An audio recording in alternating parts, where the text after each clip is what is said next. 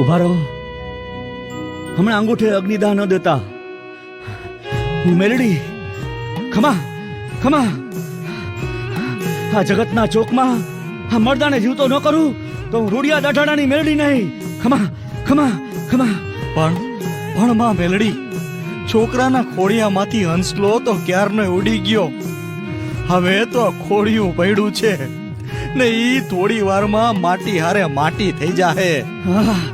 હું મેલડી, વિશ્વાસી દેવી, મારા પોઠિયાના ખોડીએ રમનારી દેવી મેલડી. હવે જોઈએ, હવે જોવો આ મેલડી શું કરે છે.